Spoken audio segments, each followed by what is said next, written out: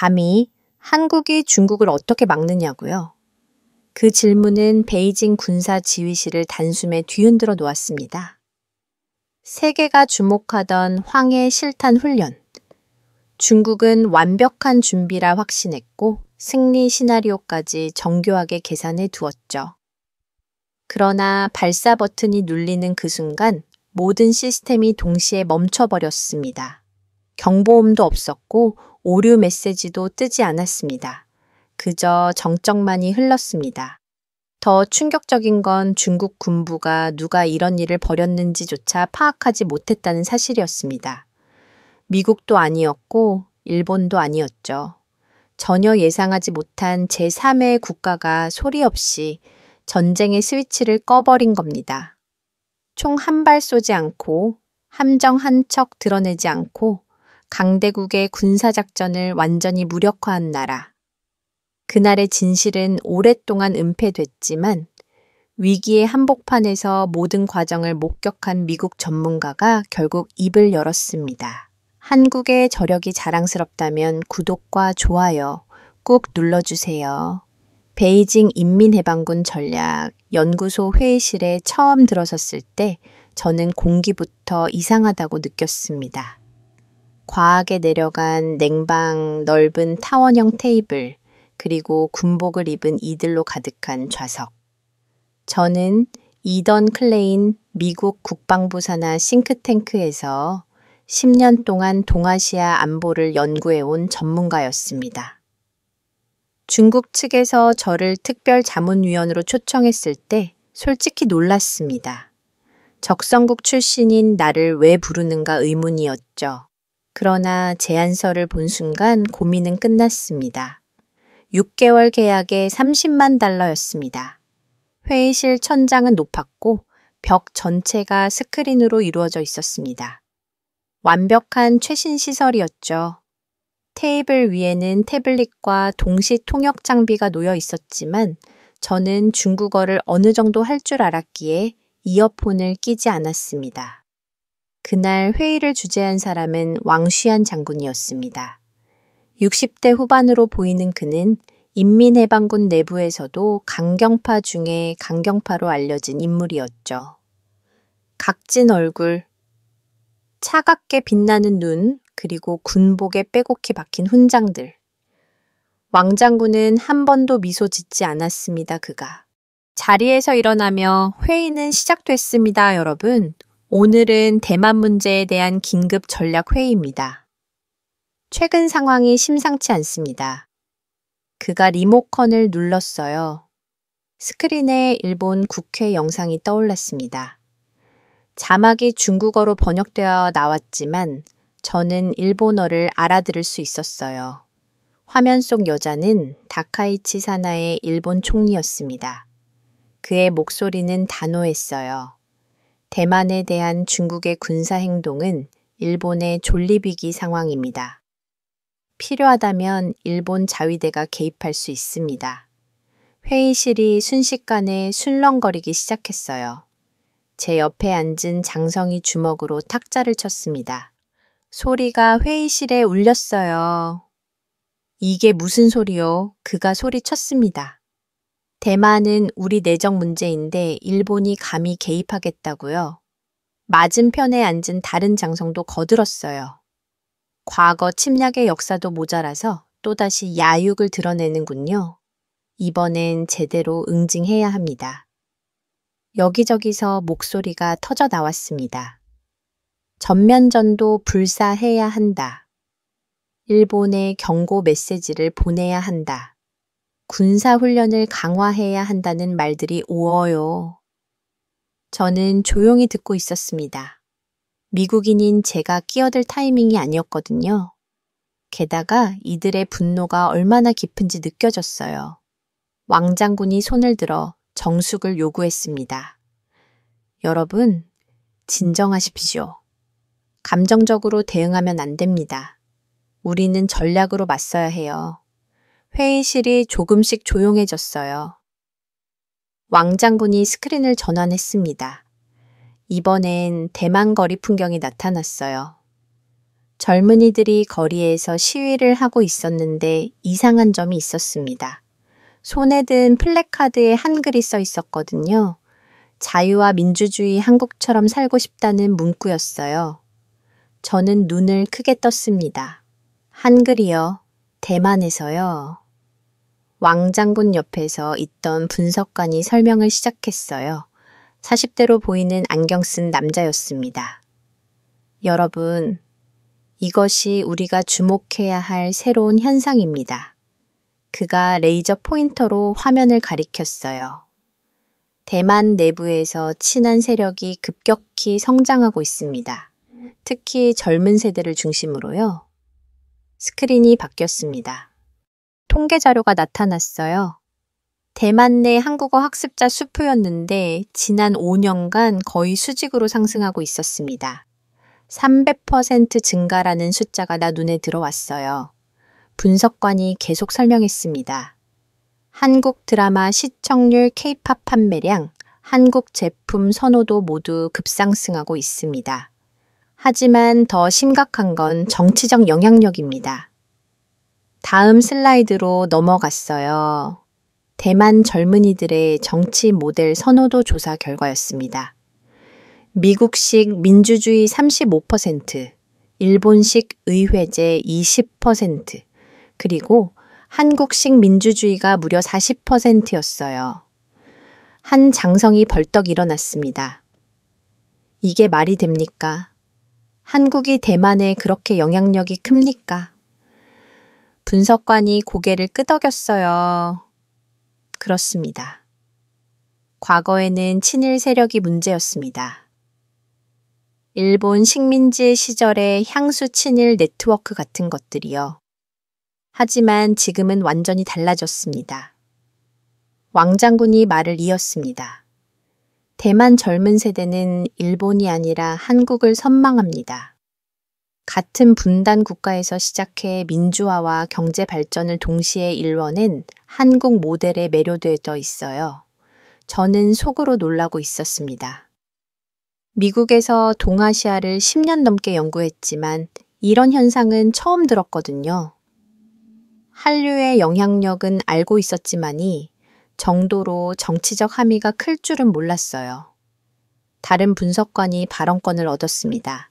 더 심각한 문제가 있습니다. 그가 새 자료를 띄웠어요. 대만 일부 지역에서 한글 간판 사용 운동이 벌어지고 있습니다. 중국어도 일본어도 아닌 한글로 상점 간판을 바꾸자는 거죠. 회의실이 다시 술렁거렸어요. 이건 단순한 문화 현상이 아니었습니다. 정체성의 문제였어요. 한 장성이 탁자를 쳤습니다. 우리가 일본만 보고 있는 사이에 이런 일이 벌어졌단 말입니까? 왕장군이 말했습니다. 바로 그겁니다. 일본의 군사적 위협에만 집중하느라 정작 더 근본적인 변화를 놓쳤어요. 대만 여론이 한국화되면 일본도 중국도 설 자리가 줄어듭니다. 그 순간 왕장군이 저를 똑바로 쳐다봤어요. 클레인 박사, 미국 전문가로서의 상황을 어떻게 평가하십니까? 회의실의 모든 시선이 저에게 쏠렸습니다. 저는 잠시 망설였어요. 솔직하게 말해야 할지 아니면 그들이 듣고 싶어 하는 말을 해야 할지 고민됐거든요. 하지만 전문가로서 정직해야 한다고 생각했습니다. 솔직히 말씀드리면 저도 놀랐습니다. 제가 천천히 말을 시작했어요. 미국에서는 대만 문제를 주로 중국 대 미국 구도로 분석해 왔습니다. 또는 중국 대 일본이라고 보기도 했죠. 한국이 이렇게 큰 변수가 될 줄은 예상하지 못했습니다. 왕장군이 고개를 끄덕였어요.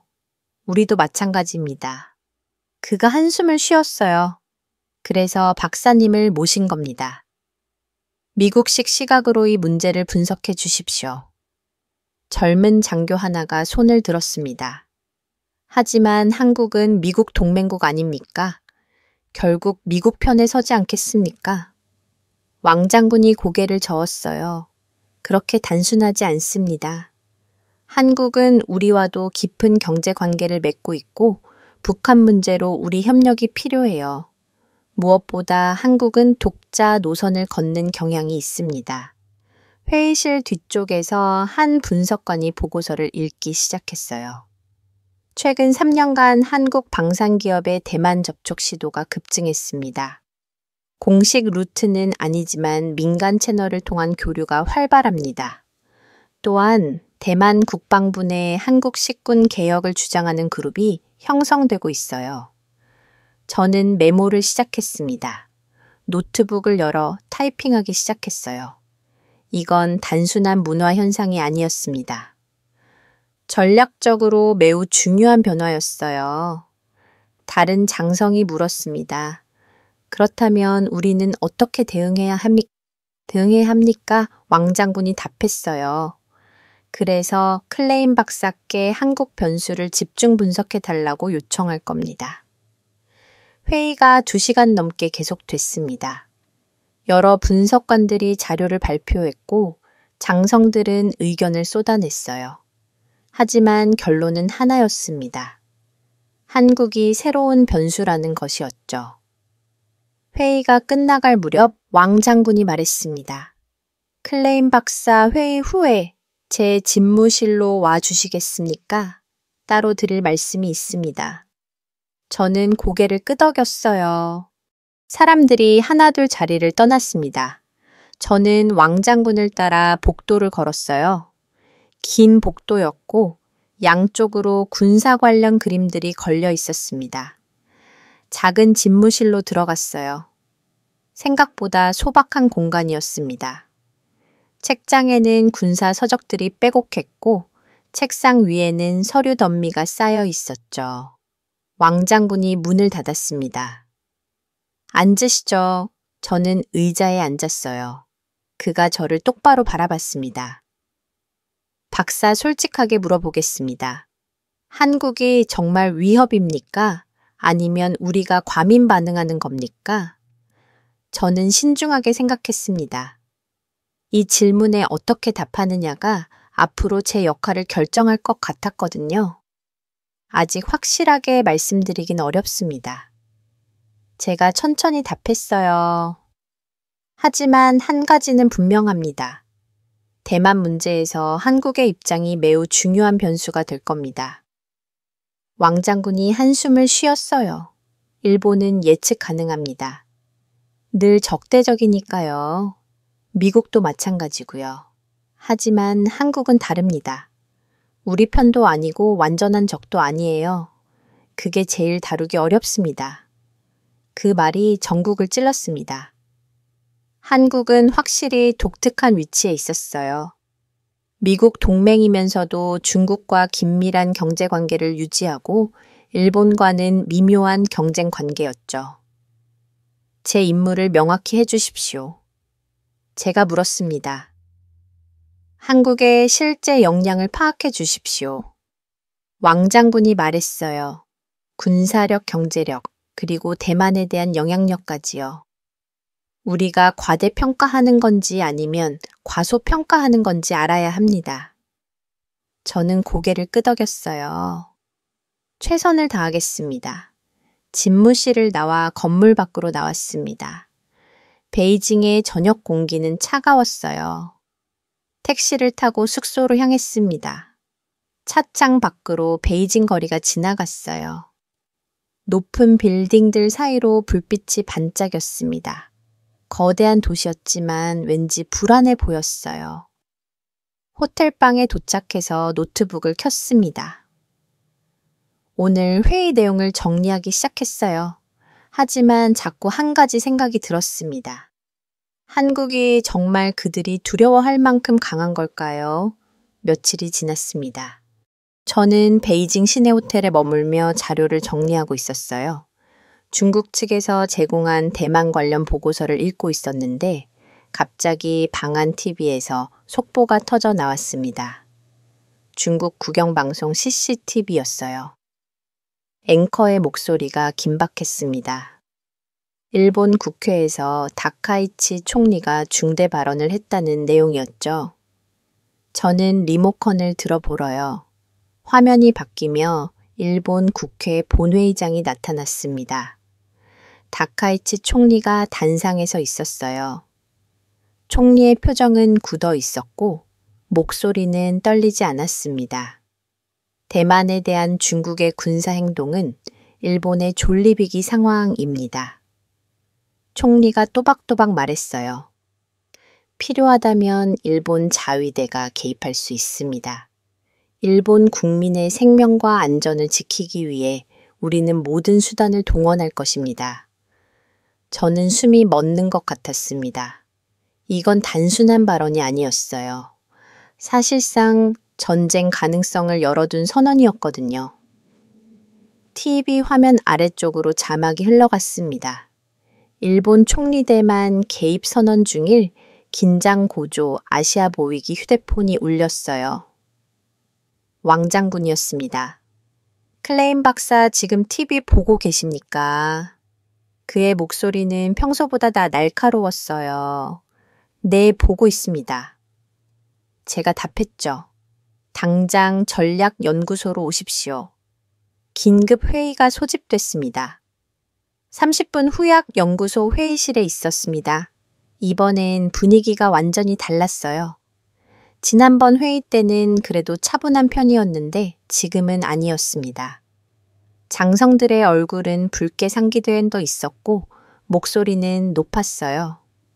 한 장성이 주먹으로 탁자를 내리쳤습니다. 이건 선전포고나 다름없습니다. 그가 소리쳤어요. 다카이치가 감히 우리 내정에 개입하겠다고 공개적으로 선언했어요. 이대로 둘 수 없습니다. 다른 장성도 거들었습니다. 즉각 대응해야 합니다. 군사 훈련을 강화하고 일본에 경고 메시지를 보내야 해요. 회의실이 점점 더 과열되고 있었어요. 여기저기서 강경한 의견들이 쏟아졌습니다.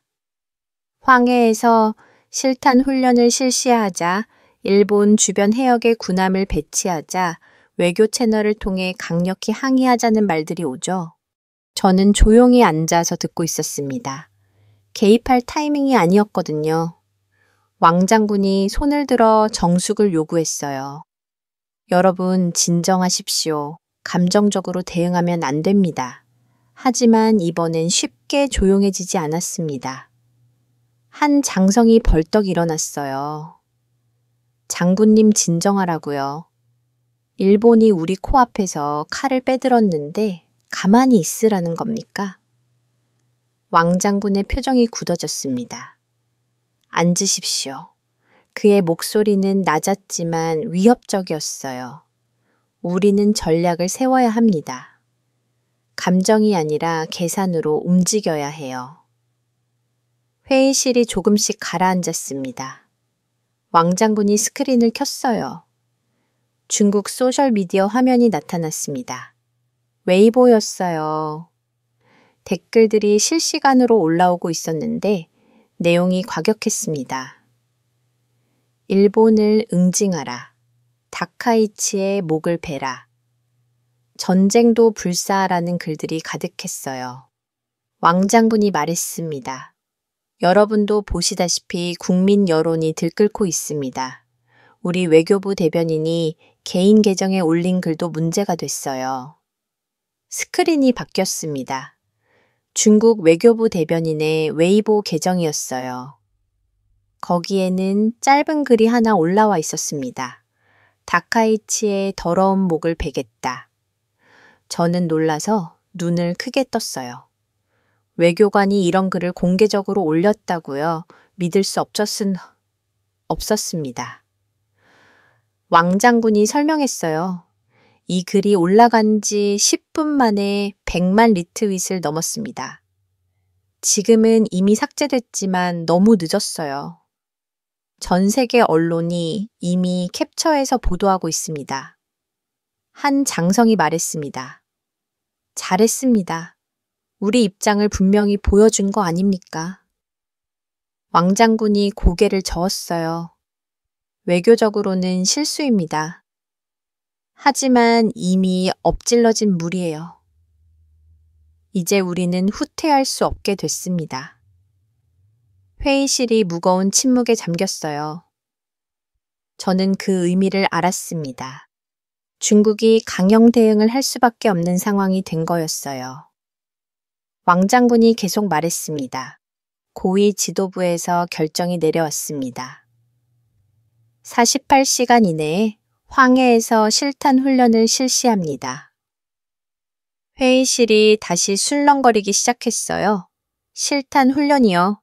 한 젊은 장교가 물었습니다. 그건 위험하지 않습니까? 왕장군이 단호하게 답했어요.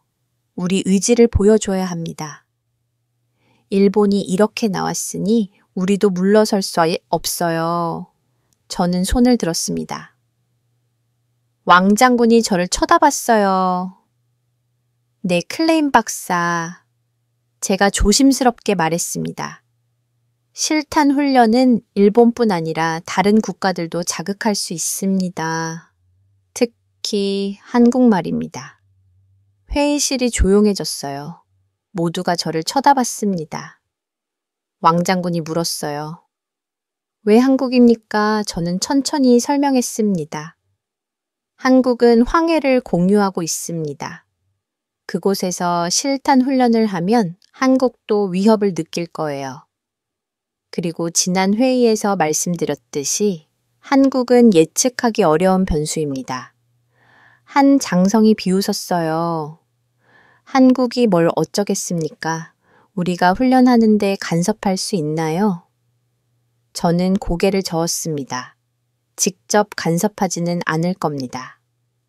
하지만 한국은 전쟁 직전 상황에서 움직이는 습관이 있어요.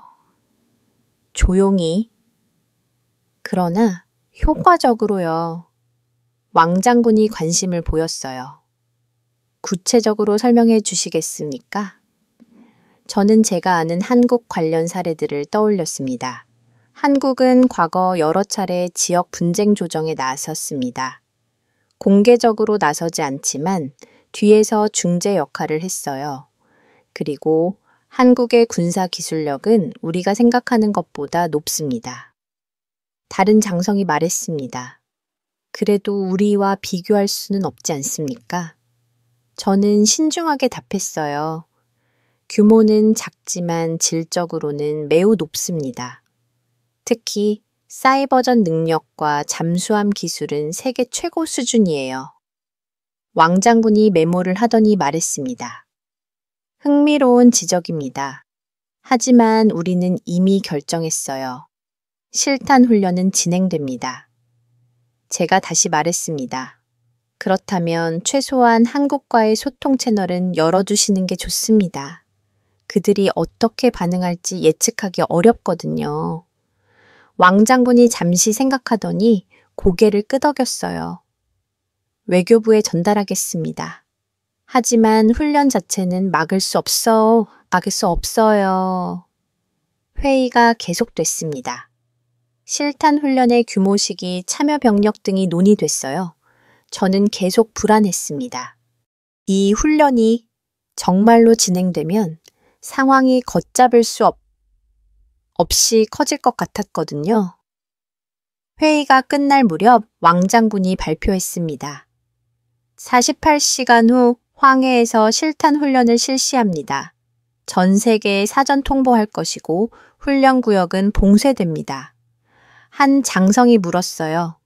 일본의 반응은 어떨 것 같습니까? 왕장군이 답했습니다. 강하게 반발할 겁니다. 하지만 우리도 물러설 수 없어요. 이미 국민 여론이 들끓고 있고 외교부 발언까지 나간 상황입니다. 회의가 끝나고 사람들이 하나둘 나갔어요. 저는 자리에 남아 생각에 잠겼습니다. 왕장군이 다가왔어요. 박사 뭔가 더 하실 말씀이 있으십니까? 저는 그를 올려다봤습니다. 장군님, 솔직히 말씀드리면이 훈련이 위험하다고 생각합니다. 왜 그렇습니까? 일본과의 충돌도 문제지만 한국 변수가 더 위험해요. 제가 말했습니다. 한국이 개입하면 상황이 복잡해집니다. 왕장군이 한숨을 쉬었어요. 저도 압니다. 하지만 지금 물러서면 체면을 잃어요. 이미 세계에 강경한 메시지를 보냈는데 갑자기 후퇴할 수는 없습니다. 저는 고개를 끄덕였습니다. 이해합니다. 하지만 한국과의 채널만큼은 꼭 열어두십시오. 알겠습니다. 왕 장군이 답했어요. 건물을 나와 택시를 탔습니다. 베이징 거리는 평화로워 보였어요. 사람들은 일상을 살고 있었고 상점들은 불을 밝히고 있었죠. 하지만 저는 알고 있었습니다. 48시간 후면 모든 게 달라질 수 있다는 것을요. 호텔방으로 돌아와 노트북을 열었어요. 뉴스 사이트들을 확인했습니다. 이미 전 세계 언론이 다카이치 발언과 중국 외교부 대변인의 막말을 대서 특필하고 있었어요. 전쟁 가능성까지 언급하는 기사들도 있었습니다. 저는 한국 언론도 찾아봤어요. 한국 뉴스들은 조심스러웠습니다. 중국과 일본의 대립을 객관적으로 보도하면서도 한국 정부의 입장은 유보적이었어요.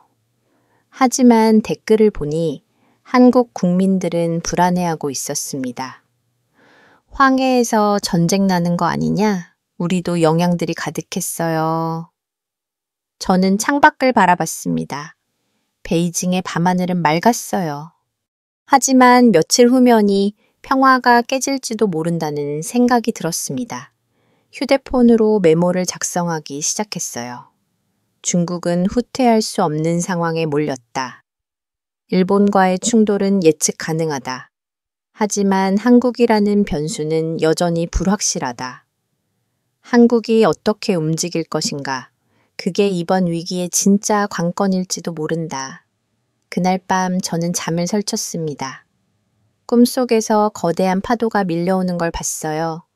그 파도 위에 세계의 깃발이 펄럭이고 있었습니다. 중국, 일본, 그리고 한국이었죠. 다음 날 아침 일찍 왕 장군에게서 연락이 왔습니다. 클레인 박사 새로운 임무를 드리겠습니다. 그의 목소리는 평소보다 더 진지했어요. 한국이 지금 대만에 미치는 영향력을 정밀하게 분석해 주십시오. 저는 커피를 마시다 말고 휴대폰을 귀에 바짝 댔습니다. 구체적으로 어떤 부분을 원하십니까? 모든 부분입니다. 왕 장군이 답했어요. 문화적 영향력, 경제관계, 군사 협력 가능성, 그리고 대만 내부의 친한 세력 규모까지요. 3일 안에 보고서를 올려주십시오. 알겠습니다. 제가 답했죠? 전화를 끊고 저는 노트북을 열었습니다. 이미 중국 측에서 보내온 자료 파일들이 이메일함에 가득했어요. 대만 관련 보고서, 한국 관련 데이터 소셜미디어 분석 자료들이었습니다. 첫 번째 파일을 열었어요. 대만 내 한국어 학원 현황이라는 제목이었습니다. 숫자를 보고 저는 놀랐어요. 타이베이에만 한국어 학원이 500개가 넘었습니다. 5년 전에는 50개였는데 10배로 증가한 거였죠. 학생 수는 더 놀라웠습니다. 전체 대만에서 한국어를 배우는 사람이 20만 명이 넘었어요. 저는 계산기를 두드렸습니다. 대만 인구가 300만 명 정도니까 100명 중 1명 꼴로 한국어를 배우고 있다는 뜻이었죠. 다음 파일로 넘어갔습니다. 대만 내 한류 콘텐츠 소비 현황이었어요. K-드라마 시청률 그래프가 나왔는데 지난 3년간 거의 수직 상승하고 있었습니다. 특히 20대와 30대 사이에서 한국 드라마가 미국 드라마나 일본 드라마를 압도하고 있었어요. K-팝 음반 판매량도 마찬가지였습니다. 대만에서 가장 많이 팔리는 음반 톱10 중 7개가 한국 아티스트였어요. 저는 메모를 하기 시작했습니다. 문화적 영향력만으로도 이미 상당하다고 적었죠. 세 번째 파일을 열었습니다. 제목은 대만 유튜브 채널 분석이었어요. 대만에서 구독자가 많은 유튜브 채널 목록이 나왔는데 상위 50개 중 절반 이상이 한국 관련 채널이었습니다. 한국 여행 브이로그, K-뷰티 리뷰, 한국 먹방 한국어 강의 채널들이 수백만 구독자를 거느리고 있었어요. 저는 계속 스크롤을 내렸습니다. 그런데 이상한 채널 하나가 눈에 들어왔어요. 한국형 민주주의 연구라는 채널이었습니다. 구독자가 50만 명이 넘었는데 내용이 심상치 않았어요. 한국의 민주화 과정 촛불 시위, 시민 참여 정치 같은 주제를 다루고 있었습니다. 댓글을 읽어봤어요. 대만도 한국처럼 될 수 있다. 우리도 시민의 힘으로 바꿀 수 있다. 한국 모델을 배워야 한다는 글들이 가득했습니다. 이건 단순한 문화 소비가 아니었어요. 정치적 각성이었습니다. 네 번째 파일로 넘어갔습니다. 대만 방산 커뮤니티 분석이라는 제목이었어요. 대만 온라인 커뮤니티에서 군사 관련 게시판을 모니터링한 자료였습니다. 놀라운 건 한국 무기 시스템에 대한 관심이었어요. K9 자주, K2 전차, KF-21 전투기 같은 한국 무기들이 계속 언급되고 있었습니다. 댓글들을 읽어보니 대만 네티즌들은 한국 무기가 성능 대비 가격이 우수하다고 평가하고 있었어요. 미국 무기는 너무 비싸고 중국 무기는 신뢰할 수 없지만 한국 무기는 적절하다는 의견이 많았습니다. 더 중요한 건 그 다음이었어요. 일부 게시글은 한국과의 군사 협력 가능성을 논하고 있었습니다. 한국 방산기업이 대만에 기술 이전을 해줄 수 있을까? 한국식 훈련 시스템을 도입할 수 있을까? 하는 내용이었죠. 저는 손가락을 멈췄습니다. 이건 중국이 경계할 만했어요. 문화적 영향력이 군사 협력으로 이어질 수 있다는 신호였으니까요. 다섯 번째 파일을 열었습니다. 대만 정치권 내 친한 인사 명단이라는 제목이었어요. 리스트가 길었습니다. 대만 국회의원 중 공개적으로 한국 모델을 지지하는 사람이 30명이 넘었어요. 특히 젊은 정치인들 사이에서 두드러졌습니다. 한 의원은 최근 연설에서 대만도 한국처럼 분단 상황을 극복하고 민주주의와 경제 발전을 동시에 이뤄야 한다고 말했다더군요. 또 다른 의원은 한국식 국방개혁을 제안했습니다. 저는 계속 읽어 내려갔어요. 더 놀라운 건 대만 국방부 내부에도 한국파가 있다는 거였습니다. 중국 정보기관이 파악한 바로는 대만 국방부 중급 장교들 사이에서 한국 군사 시스템을 연구하는 비공식 스터디 그룹이 운영되고 있었어요. 여섯 번째 파일은 한글 간판 운동 분석이었습니다. 대만 일부 도시에서 실제로 한글 간판이 등장하고 있다는 내용이었어요. 주로 젊은 상인들이 운영하는 카페나 옷가게였는데 중국어 간판 대신 한글 간판을 내걸고 있었습니다. 사진 자료도 첨부되어 있었어요. 카페라는 한글이 크게 쓰인 간판 패션이라고 한글로 쓰인 옷가의 간판이 보였습니다. 심지어 한글을 읽지 못하는 대만인들도 멋있다는 이유로 한글 간판 가게를 선호한다는 설문 결과도 있었어요. 저는 파일을 모두 읽고 나서 의자에 기대 앉았습니다. 머리가 복잡했어요. 미국에서 10년간 동아시아를 연구했지만 이런 현상은 처음 봤습니다. 한국의 대만 영향력이 정도일 줄은 상상도 못했거든요. 노트에 정리를 시작했습니다. 한글 간판 운동은 단순한 유행이 아니라 정체성 전환 신호. 저는 마지막 줄에 결론을 적었습니다. 이것은 문화 현상이 아니라 정체성 전쟁이다. 대만 젊은 세대는 중국도 일본도 아닌 한국을 모델로 삼고 있다. 노트북을 덮고 창밖을 바라봤어요. 베이징 하늘은 흐렸습니다. 멀리 고층 빌딩들이 안개 속에 희미하게 보였죠. 저는 중얼거렸습니다. 중국이 일본만 보고 있는 사이 한국이라는 더 큰 파도가 밀려오고 있었구나. 휴대폰이 울렸어요. 왕장군이었습니다. 박사 진행 상황이 어떻습니까? 자료 분석 중입니다. 제가 답했어요. 생각보다 훨씬 심각합니다. 어떤 의미에서 심각합니까? 한국의 대만 영향력이 제가 예상했던 것보다 훨씬 큽니다. 제가 솔직하게 말했죠. 이건 단순한 문화 유행이 아니에요. 정치적, 군사적 함의가 있습니다. 왕장군이 잠시 침묵하더니 말했습니다. 내일 오전 회의에서 중간 보고를 해주십시오. 고위층이 참석할 겁니다. 알겠습니다.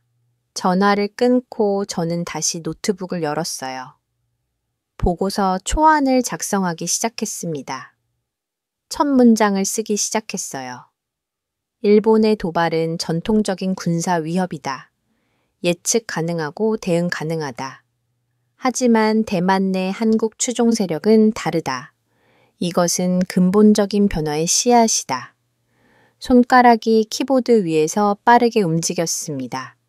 한국은 대만 젊은 세대의 마음을 사로잡았다. K-드라마와 K-팝으로 시작해서 정치 모델과 군사 시스템에 대한 동경으로 확장되고 있다. 이것은 소프트 파워를 넘어선 정체성 전환이다. 저는 계속 타이핑했어요. 중국이 진짜로 두려워해야 할 것은 일본 군남이 아니라 한국이라는 모델 국가다.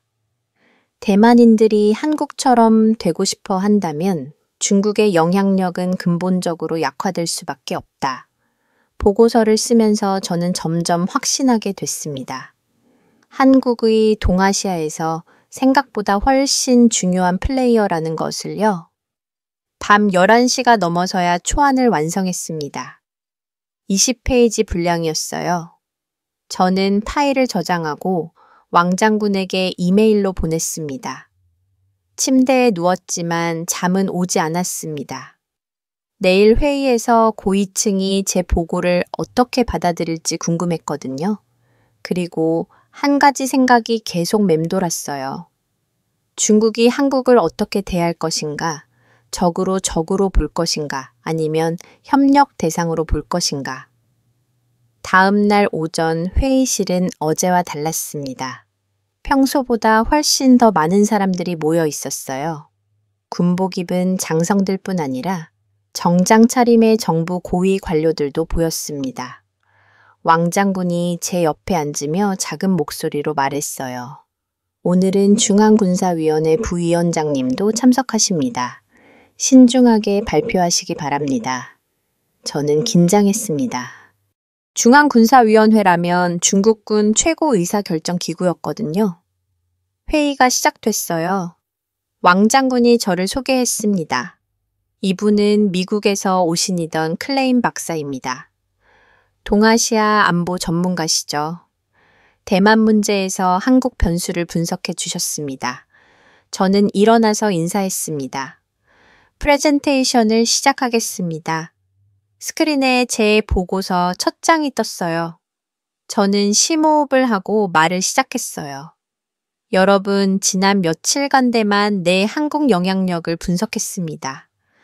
결론부터 말씀드리면 우리가 생각했던 것보다 훨씬 심각합니다. 슬라이드를 넘겼습니다. 통계 자료들이 나타났어요.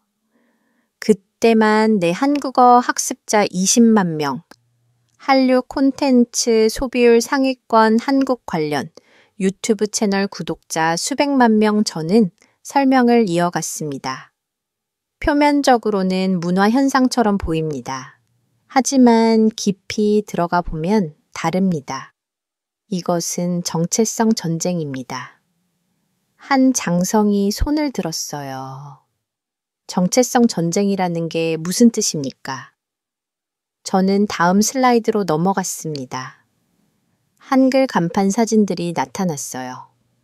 대만 젊은 세대는 중국어도 일본어도 아닌 한글로 정체성을 표현하기 시작했습니다. 제가 설명했죠. 이것은 단순한 유행이 아니에요. 자신들을 중국인도 일본인도 아닌 새로운 정체성으로 규정하려는 시도입니다. 그 모델이 바로 한국입니다. 회의실이 술렁거렸어요. 부위원장으로 보이는 70대 남자가 앞쪽에 앉아 있었는데 표정이 굳어 있었습니다. 저는 계속했습니다. 더 심각한 건 정치 분야입니다. 슬라이드를 넘겼어요. 때만 국회의원 중 친한파 30명 이상, 한국형 민주주의 모델 지지 여론 40%라는 자료가 나왔습니다. 대만 정치권 내에 한국 모델을 추종하는 세력이 형성되고 있습니다. 저는 레이저 포인터로 화면을 가리켰어요. 이들은 한국식 민주화 과정 시민 참여 정치 그리고 경제 발전 모델을 대만에 적용하려 합니다. 다른 장성이 물었습니다. 그게 우리한테 왜 위협입니까? 저는 신중하게 답했어요. 대만인들이 중국 모델이 아닌 한국 모델을 선택한다면 통일은 더욱 어려워집니다. 한국은 분단 국가에서 시작해 독자적인 길을 걸었고 성공했어요. 대만도 그렇게 할 수 있다고 믿게 되는 겁니다. 회의실이 무겁게 가라앉았습니다. 저는 다음 슬라이드로 넘어갔어요. 군사 분야 분석이었습니다. 대만 내 한국 무기 시스템 관심도가 그래프로 나타났습니다. 군사적으로도 변화가 감지됩니다. 제가 말했죠. 대만군 내부에 한국식 군사 시스템을 연구하는 그룹이 있고 한국 방산 기업과의 접촉도 증가하고 있습니다. 왕 장군이 거들었습니다. 박사님, 구체적으로 어떤 위협이 있습니까? 저는 준비한 답변을 꺼냈어요. 3가지입니다. 첫째, 대만이 한국과 군사 협력을 강화하면 방어 능력이 크게 향상됩니다. 한국의 군사 기술은 세계 최고 수준이거든요. 손가락을 펴며 계속했습니다. 둘째, 한국이 대만 문제에 개입할 명분이 생깁니다. 문화적 유대 민주주의 연대 같은 이유로요. 셋째, 가장 중요한데요. 저는 잠시 멈췄어요. 한국이 대만 편에 서면 일본, 미국과의 연대가 강화됩니다. 그러면 우리는 훨씬 더 어려운 상황에 처하게 되죠. 부위원장이 처음으로 입을 열었습니다. 목소리가 낮고 위압적이었어요. 클레임 박사. 그렇다면 한국은 어디까지 개입할 수 있다고 보십니까? 저는 신중하게 답했습니다. 직접적인 군사 개입은 없을 겁니다. 하지만 외교적, 경제적, 기술적 지원은 충분히 가능해요. 특히 사이버전 능력과 방산 기술 면에서요. 부위원장이 다시 물었어요. 한국이 우리에게 실질적 위협이 될 수 있습니까? 저는 준비해온 자료를 꺼냈습니다. 한국 관련 데이터였어요. 한국의 GDP는 세계 12권입니다. 군사력은 6위권이고요. 저는 슬라이드를 넘기며 설명했습니다. 특히 조선산업과 방산산업은 세계 최고 수준입니다. 잠수함 기술, 미사일 기술, 사이버전 능력 모두 우수해요. 다음 슬라이드에는 한국의 국제 분쟁 조정 사례들이 나왔습니다. 한국은 여러 차례 국제 분쟁에서 조정자 역할을 했습니다. 제가 설명했어요. 북핵 문제, 중동 분쟁, 동남아, 영토 분쟁 등에서 중재를 시도했죠. 성공률도 높습니다. 한 장성이 비웃었습니다. 그래봤자 중견국 아닙니까? 우리와 비교가 됩니까? 저는 고개를 저었어요. 규모로만 보면 안 됩니다. 한국은 전통적 군사대국이 아니에요. 대신 질서를 설계하는 국가로 성장하고 있습니다. 무슨 뜻입니까? 왕 장군이 물었습니다. 저는 준비한 핵심 내용을 꺼냈어요. 한국은 힘으로 밀어붙이지 않습니다. 대신 규칙을 만들고 네트워크를 구축해 문화적 영향력으로 여론을 만들고 기술 협력으로 동맹을 맺고 외교적 중재로 신뢰를 쌓습니다. 이게 21세기형 파워입니다. 회의실이 조용해졌어요. 제 말이 먹혀 들어가고 있다는 느낌이 들었습니다. 저는 마지막 슬라이드로 넘어갔습니다. 결론이었어요. 결론적으로 말씀드리면 이렇습니다. 제가 천천히 말했죠? 일본은 전통적 위협입니다. 군사력으로 대응할 수 있어요. 하지만 한국은 다릅니다. 한국은 보이지 않는 방식으로 영향력을 행사합니다.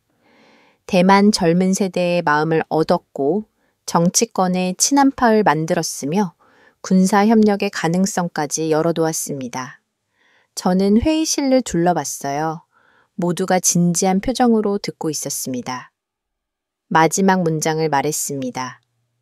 중국이 정말로 경계해야 할 것은 일본 군남이 아니라 한국이라는 모델 국가입니다. 발표가 끝났습니다. 잠시 침묵이 흘렀어요. 부위원장이 천천히 고개를 끄덕이더니 말했습니다. 흥미로운 분석입니다. 그가 저를 쳐다봤어요. 그렇다면 우리는 어떻게 해야 합니까? 저는 신중하게 답했습니다. 두 가지 선택지가 있습니다. 첫째, 한국을 적으로 규정하고 견제하는 것. 둘째, 한국과 협력 관계를 모색하는 것. 저는 후자를 권합니다. 왜 그렇습니까? 한국을 적으로 돌리면 일본, 미국과의 연대만 강화됩니다. 제가 설명했어요. 하지만 한국과 협력하면 대만 문제를 평화적으로 관리할 수 있어요. 한국은 대화를 선호하는 나라니까요. 한 장성이 반박했습니다. 하지만 한국은 미국 동맹국 아닙니까? 저는 답했어요. 그렇습니다. 하지만 동시에 중국과도 깊은 경제 관계를 맺고 있죠. 한국은 어느 한쪽에만 서지 않으려는 경향이 있습니다. 그게 바로 기회입니다. 왕 장군이 거들었습니다. 박사 말씀이 일리 있습니다.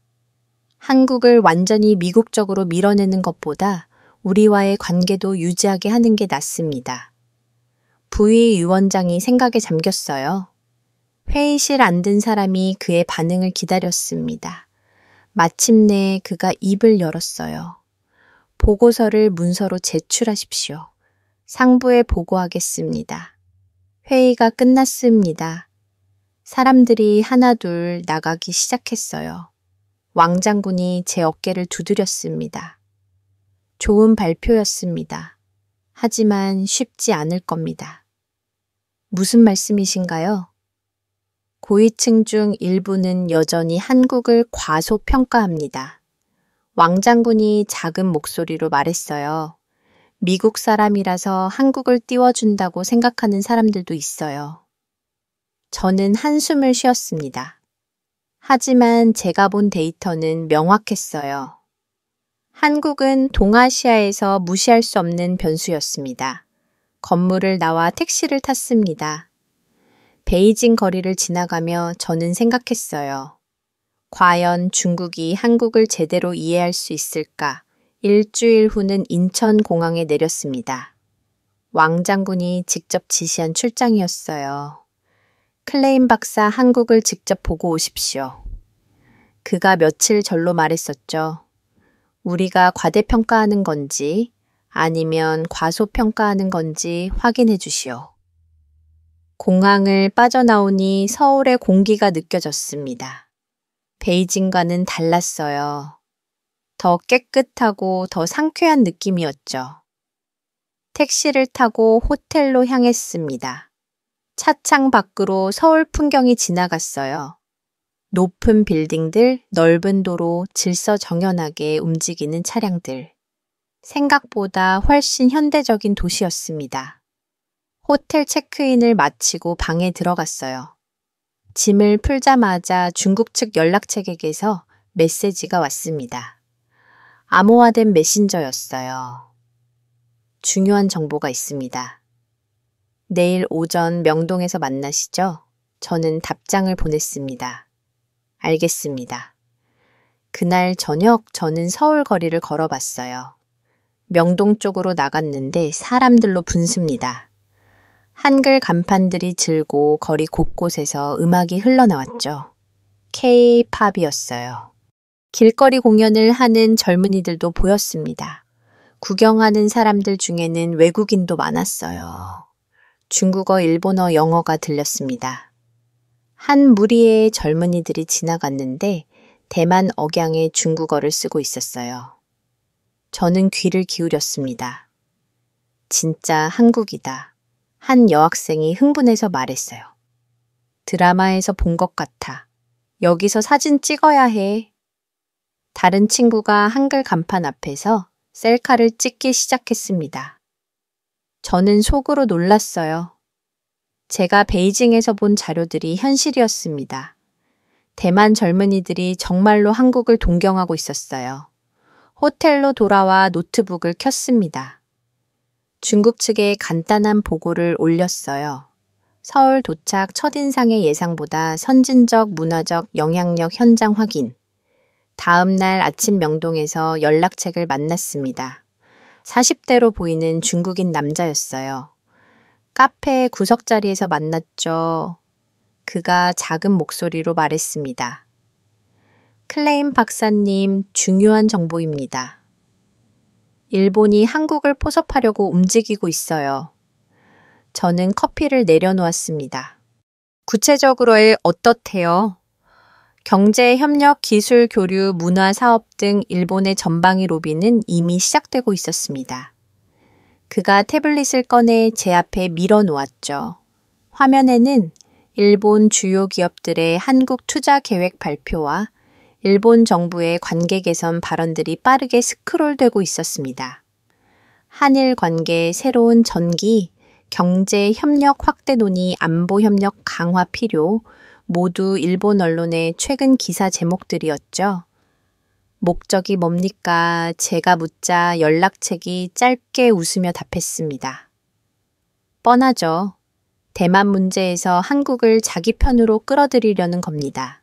한국이 일본 편에 서면 중국은 훨씬 복잡해집니다. 저는 고개를 끄덕였습니다. 일본도 한국의 무게를 잘 알고 있었던 겁니다. 그가 말을 이었습니다. 그리고 조심하세요. 일본 정보기관이 움직입니다. 저 같은 사람들도 이미 감시 대상일 겁니다. 저도요. 제가 말하자 그는 피식 웃었습니다. 박사님은 중국 측 자문입니다. 일본 입장에서는 당연히 견제 대상이죠. 카페를 나서는 순간 이상하게도 등 뒤가 서늘했습니다. 누군가 보고 있는 듯한 기분이 계속 따라붙었죠. 주변을 살폈지만 특별한 모습은 보이지 않았습니다. 그러나 불안은 쉽게 사라지지 않았습니다. 오후에는 한국 방산 전시회에 참석했습니다. 킨텍스 전시장은 입구부터 이미 규모가 달랐습니다. 수십 개의 부스 실물, 크기의 무기 모형 K9 자주포와 K2 전차가 제 앞을 압도하듯 서 있었죠. 각 부스를 돌며 설명을 들었습니다. K9 자주포는 이미 여러 국가에 수출됐습니다. 성능 대비 가격 경쟁력이 뛰어나서 인기가 많습니다. 폴란드, 노르웨이, 호주가 주요 고객입니다. 최근엔 동남아에서도 관심을 보이고 있습니다. 대만은요? 제가 묻자 관계자의 표정이 미묘하게 굳었습니다. 공식적으로는 없습니다. 하지만 민간 채널로 문의는 계속 들어옵니다. 역시나 저는 메모를 남겼습니다. 대만은 한국 무기를 원하고 있었죠. 다음 날 저는 거제도의 대형 조선소를 방문했습니다. 중국 측에서 특별히 섭외해준 일정이었죠. 조선소에 들어선 순간 숨이 멎었습니다. 축구장 수십 개를 겹쳐놓은 듯한 크기 하늘을 찌르는 거대한 크레인 건조 중인 함정들이 줄을 이루고 있었습니다. 저기 보이는 것이 최신형 잠수함입니다. 직원이 가리킨 곳에는 길이 수십 미터의 검은 잠수함이 조용히 자리하고 있었습니다. 그 위용은 압도적이었죠. 우리 잠수함 기술은 세계 최고 수준입니다. 특히 정숙성과 작전 능력이 강점입니다. 수출도 활발히 진행 중입니다. 그의 목소리는 자부심으로 가득했습니다. 저는 조선소를 둘러보며 깊은 충격을 받았습니다. 한국의 조선 능력은 제가 예상한 수준을 훨씬 넘어섰습니다. 이게 정말 중경국의 조선소가 맞나? 그 의문이 계속 들었습니다. 호텔로 돌아온 뒤 저는 왕장군에게 전화를 걸었습니다. 장군님 보고가 있습니다. 제가 본 한국의 방산과 조선 규모는 우리가 예측했던 수준을 넘습니다. 왕장군의 목소리가 낮아졌습니다. 어느 정도입니까? 세계 최고 수준입니다. 저는 하루 동안 본 모든 내용을 상세히 설명했습니다. 잠시 침묵이 흐른 뒤 왕장군이 말했습니다. 계속 조사하십시오. 더 정밀한 보고서가 필요합니다. 전화를 끊고 창밖을 보았습니다.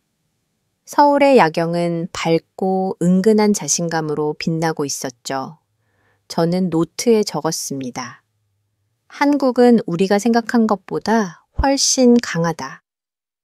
그런데 그날 밤 이상한 일이 일어났습니다. 저녁 식사를 마치고 호텔방에 들어섰을 때 방 안 공기가 어딘가 달랐습니다. 문은 잠겨 있었지만 미묘한 차이가 느껴졌죠. 서랍을 열어보았습니다. 정확히는 아니지만 위치가 조금 달라져 있었습니다. 노트북 각도도 어색하게 틀어져 있었죠. 누군가 다녀갔습니다. 확신이 들었습니다.